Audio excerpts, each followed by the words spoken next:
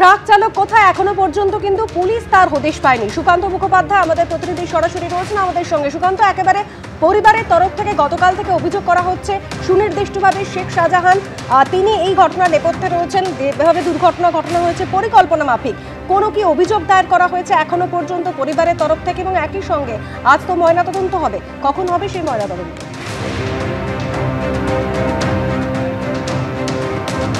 দেখো, গতকালকে পরিবারের তরফ থেকে যেটা সংবাদ মাধ্যমেও তারা বারবার অভিযোগ করেন, বিশেষ করে ভোলানাথের বড় ছেলে বিশ্বজিৎ ঘোষ, তিনি কিন্তু বলেন দুটি নাম, এক হচ্ছে সবিতা রায় এবং আরেকটি নাম হচ্ছে মোসলেম শেখ, এবং এই দুজন জেলে থাকা শেখ শাহজাহানের নির্দেশকেই পালন করেছে এবং এর আগেও সিবিআইকে যাতে তার বাবা সহযোগিতা না করে, যাতে কোনো রকম তথ্য না দেয়, এই কারণে কিন্তু বারবার তাদের উপরে একটা হুমকি আসছিল, তার বাবার উপরেও হুমকি আসছিল। গতকালকের এই যে ঘটনা, তার ছোট ভাই মারা গেছে, তার গাড়ির চালক মারা গেছে, তার নেপথ্যে কিন্তু বারবার এই দুটি নাম যেমন তিনি বলেছিলেন ভোলানাথ বাবুর বড় ছেলে, তার পাশাপাশি কিন্তু শেখ শাহজাহানের দিকেও তার কিন্তু আঙ্গুল ছিল। গতকালকে হাসপাতাল থেকে ছাড়া পাওয়ার পরে ভোলানাথ বাবু তিনি বাড়িতে ফিরে যান, কিছু কাজ করতে তারা রাজবাড়ী আউটপোস্টে গিয়েছিলেন, কিন্তু আমরা যেটা পরিবার সূত্রে জানতে পারছি যে গতকালকে তারা অভিযোগ দায়ের করেননি।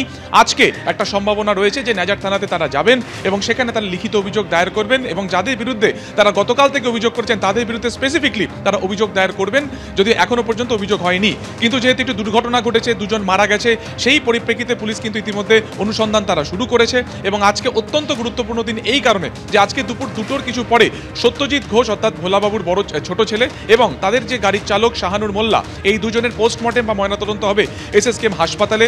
গতকালকে 11:30টার কিছু পরে তাদেরকে হাসপাতালে আনা হয়, সেখানে তাদেরকে ব্রড ডেড ডিক্লেয়ার করা হয় এবং তারপরে সময় যেহেতু অনেকটা পেরিয়ে যায়, ফলত গতকালকে ময়নাতদন্ত হয়নি। আজকে নেজার থানা থেকে নির্দিষ্ট কিছু তথ্য ভবানীপুর থানাতে পৌঁছবে, যার জুডিসডিকশনের মধ্যে পড়ছে এসএসকেএম হাসপাতাল, এবং তারপরে দুপুর 2টো থেকে কিন্তু ময়নাতদন্ত হবে এবং তারপরেই বোঝা সম্ভব হবে যে কার এই যে দুজন যারা মারা গেছে তাদের শরীরে কি রকম আঘাত রয়েছে, অতিরিক্ত রক্তক্ষরণের জেরে তাদের মৃত্যু হয়েছে, ফলত কি আঘাত রয়েছে তার উপরে কিন্তু অনেকটা নির্ভর করবে যে এই যে দুর্ঘটনা সেটা আদপেও কাকতালীয় নাকি পুরোটাই একেবারে সজোরে এসে গাড়িটি ধাক্কা মেরেছে, তার যে অভিঘাত সেই অভিঘাতেরও কিছু কিন্তু প্রমাণ মিলতে পারে এই ময়নাতদন্তের রিপোর্টে। ফলত সেই ময়নাতদন্তের পরই কিন্তু পরিবারের তরফে যেটা জানা যাচ্ছে যে আজকে অভিযোগ দায়ের করতে পারে নেজার থানাতে ভোলা ঘোষের পরিবার। রাজস্থানে হনুমানগড়, সেখানে ইথানল ফ্যাক্টরি নির্মাণ রুখতে বিক্ষোভ জারি কৃষকদের, আর গতকাল এই বিক্ষোভ ঘিরে ধুন্ধুমার কাণ্ড বাঁধল।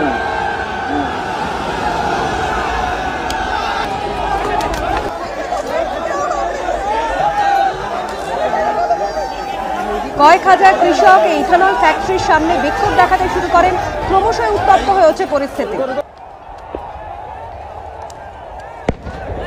বেশ কিছু গাড়িতে আগুন জ্বালিয়ে দেওয়া হয়, পরিস্থিতি নিয়ন্ত্রণে আনতে এরপর কাঁদানে গ্যাসের শেল ছোড়ে পুলিশ। ঘটনায় 10 থেকে 12 জন পুলিশ কর্মী সহ বেশ কয়েকজন বিক্ষোভকারী আহত হয়েছেন।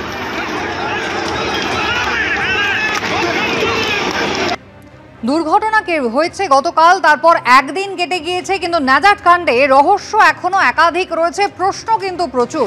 ফাঁকা রাস্তায় কিভাবে উল্টো দিকের লেনে ঢুকে পড়ে সাক্ষীর গাড়িতে ধাক্কা মারা হলো?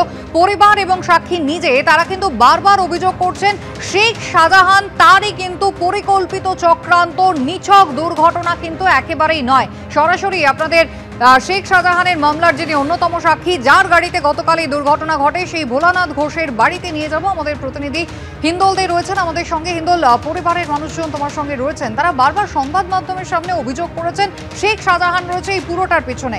পুলিশকে কি তারা এটা জানিয়েছেন? লিখিত অভিযোগ কি করেছেন? তদন্তের কাজ এখনো কতটা এগিয়েছে? তাদের কাছে কি খবর?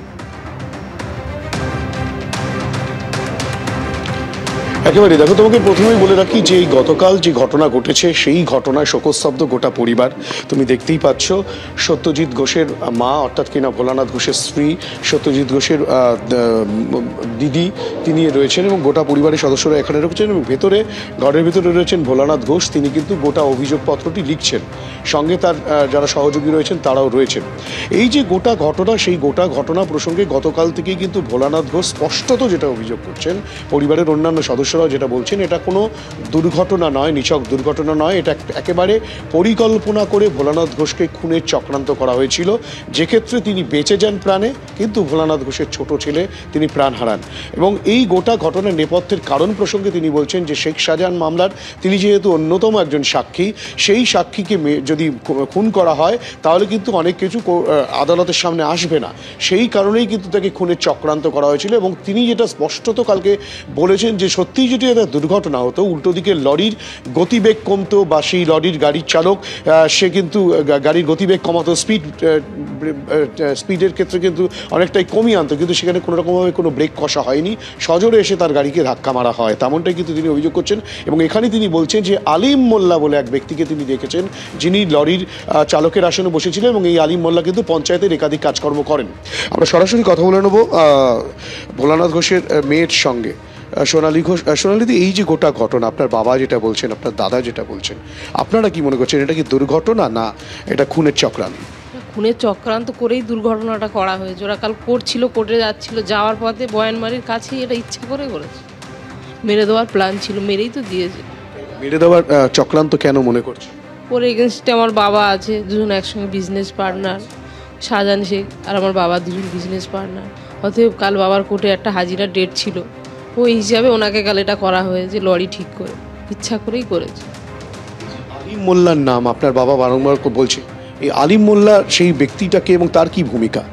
উনি হলো শাহজাহান শেখের সাথে ব্যবসা করতো, মাছ ব্যবসা, ওনার বাড়ি লাউখালি। উনি নিজেই লরিতে চালাচ্ছিলেন গাড়ি, আমার বাবা নিজে দেখেছে, দেখে বাবা ওকে দেখে উনি তখন নেমে গেল তাড়াতাড়ি গাড়ি থেকে ধাক্কাটা মেয়ে। শেখ শাহজাহানের সঙ্গে আপনার বাবার ব্যবসায় টানাপোড়েন চলছে, তখনই তো আলাদা হয়ে যায়। আপনাদের বাড়ির উপরে তো আক্রমণ হয়েছিল। হ্যাঁ অবশ্যই, এরা তো 4-5 বছর বাড়ি ছাড়া ছিল, সব কিছু বাড়ি লুটপাট সব শাহজাহান শেখ লোক দিয়ে করিয়েছে। ঘটনার পর থেকে যখন সাক্ষী হলেন, মূল অন্যতম সাক্ষী হলেন আপনার বাবা, তারপর থেকে কি হুমকি হুঁশিয়ারি? হ্যাঁ হুমকি হুঁশিয়ারি সব কিছুই করতো, কত কিছু ফোনে বলতে, সব কথা কি আর আমি জানি।